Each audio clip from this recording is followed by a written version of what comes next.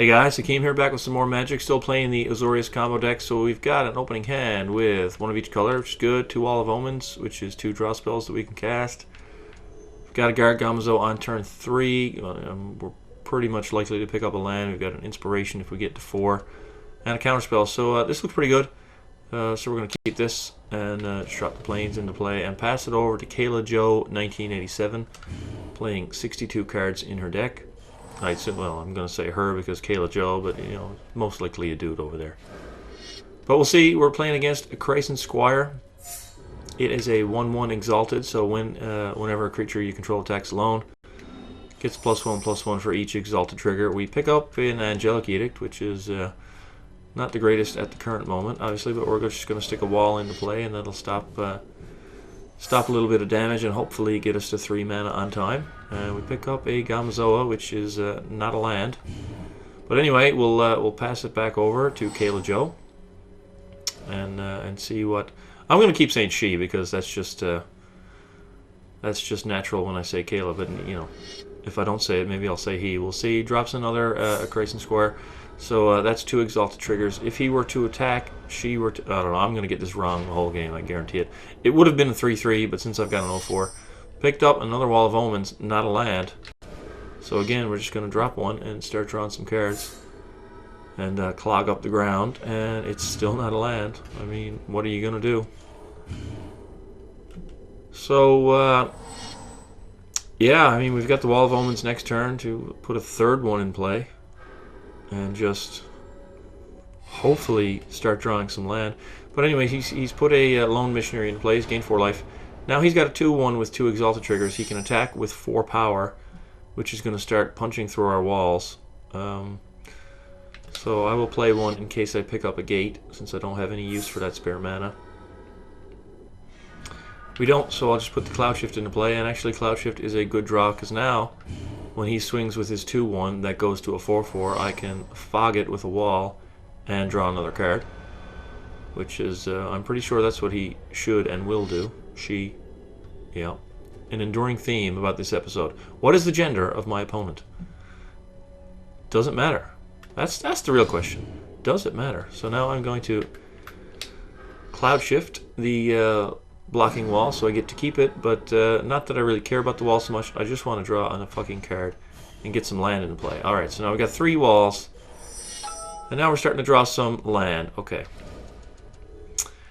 I'm not going to play the Gamazoa, either one of them, because I've got an Inspiration here, and I really want to draw 2 cards. So yeah, that's what I'm going to do. I don't mind sacrificing a wall at this point, since I've got 3 in play with 2 Gamazoas in hand. So I think this is going to keep me fairly safe for quite a long time. So here comes an Attended Knight, 2/2 for strike, makes a 1/1 token for 3 mana. So his board is going wide, which, you know, is fine, but he's going to play along with the Exalted trigger thing. And I will very gladly just sacrifice a wall here. Since, like I said, we've got 2 more walls in hand, and we've got to draw 2. I mean, just... yeah, you know, those walls aren't doing anything for me. So let's just draw 2 here. And it's a Talrand and a Cloud Shift. So here we go, and a Brimmass. So what, you know, we can't cast Talrand, so that's off the table. We can Edict something, which I don't think is very good on this board. Can't cast Archaeomancer. We can put out another wall, not the greatest thing in the world. We can dump a Brimmass into play. You know, again, not the greatest thing in the world. So, I wonder if I just Cloud Shift a wall, try and draw an island. I mean, I can do that on his turn. I'll just play the land, and I'm going to play a Gamazoa here. So basically, his Exalted plan goes to hell with a Gamazoa in play. Because if he attacks with just 1 creature, then I can just fog it, since this prevents all combat damage, so... no more sacrificing walls. Now, he could have removal for it or something like that. I mean, he could have a rest, I guess. You know, I doubt it. You know, it's not a very commonly played card. Anyway, he's going to put down a Crusader of Odric, which is a 3 mana card, has power and toughness equal to the number of creatures you control. So now, you know, he should try to go wide here if he's going to attack at all, but I can start picking off his 1/1s. And he's not going to attack, so I'm just going to, with an Archaeomancer in hand, I'm going to dig for that second blue source. And there it is. So now I can cast an Archaeomancer and get a Cloud Shift back. Picked up a Planar Cleansing. His board is pretty wide, but I've got 3 walls, so I can block pretty favorably. So I wonder what the play is here. I wonder if the play is to just let the turn pass and see how much more he's willing to commit to the board before I blow it up, since I've got the mana for it. I mean, I can hold up Dissolve in case of something tremendously scary, which I can't envision. So I think that's what I'm going to do, honestly, is just take a turn off with my 3 walls, let him commit more resources onto the battlefield, and then blow it up and play Talrand. Archaeomancer first, I think. We'll see what happens. So here he goes with a whole bunch of stuff. You know, let's see, he's going to turn it all sideways now. This is going to force through some damage, but I wonder if he doesn't do anything, do I have to blow up the board? So, going to pick off a missionary. Just lose one of these guys. And block a first striker. I'll just take 3. And I'll kill one of his guys. He's going to play a safe passage. It's going to prevent all damage to his stuff. So I just lose a Wall of Omens. I mean, I'm okay with that. Anyways, I'm not even going to go into playing safe passage in an aggro deck. Here we picked up a Cloud Shift, but I think with the board that big, now that I'm down to 2 walls, he has 5 cards in hand, and there's something crazy going on upstairs. Holy shit, someone's coming through the ceiling. But with all this good stuff in here, and I've also got the Archaeomancer with the Cloud Shift in hand, which I can follow up with. So I think I just blow up the board here. I think I just blow it up. He's got 5 cards, which is more than I would like him to have, you know, after I cleanse the planes. But we'll see what he follows up with. If it's a Crusader of Udric, it's just going to be a 3-mana 1/1, and I'm not too worried about that. It's an Elite Vanguard, 1 mana 2/2, and he's flashing in Raise the Alarm, so he's got some more presence. He's got a couple of 1/1s and a 2/1.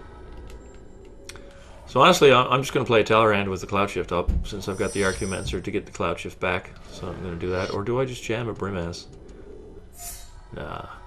I mean, I can play Brimaz next turn, and you know, I can block, or I'm sorry, I can blink the Talrand to create a Drake and block one of his 1/1s, depending on what he does.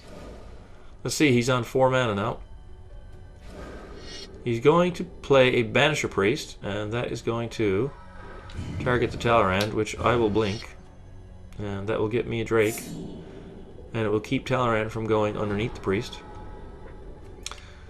because, you know, Talrand doesn't want that Priest on top of him. It's a different species, and that just wouldn't end well. So there we go. Now we have a flyer in play and a gate, which we will play.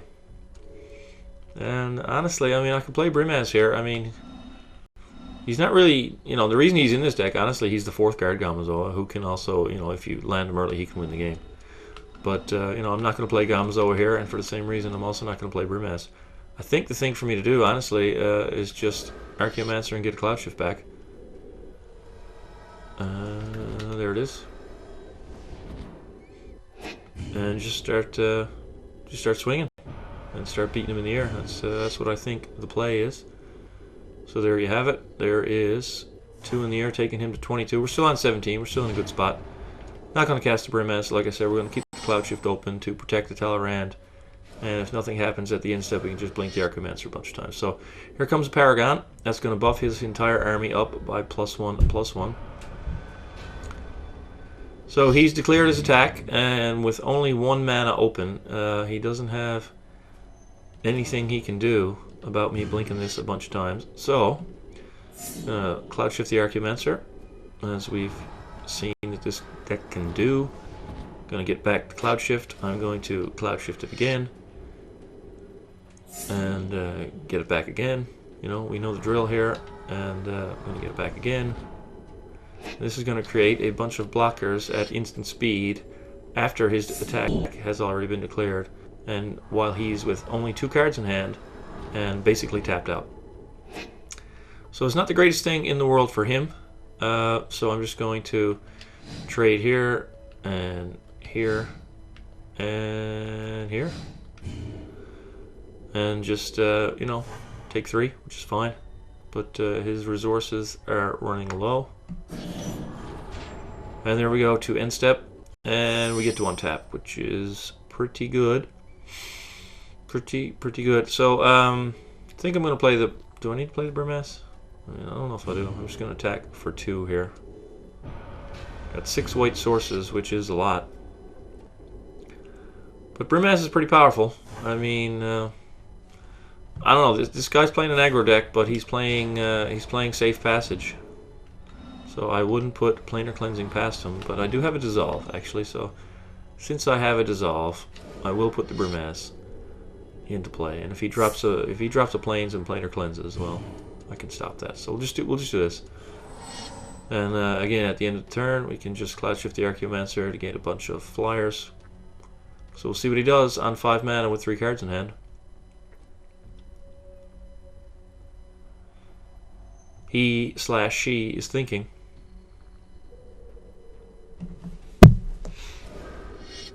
It is another Paragon. I mean, do I really care about that? I don't think that I do. But since he's basically wrecked his whole turn, I think I can do this. Not sure that's even correct. Top of Cloud Shift, I don't think it matters at this point. It's not a land, you know, it's a bit of gas, and we've got what, 8 in play, so it's better than nothing. Or I'm sorry, it's better than a land, which is essentially nothing at this point. So yeah, we countered that just because. And again, with him at 1 mana, you know, he's got no interactive spells that he can use outside of combat. So we will blink the Archaeomancer and get this Cloud Shift back. See, that's what, you know, we'll get a different Cloud Shift, and then we'll do it again.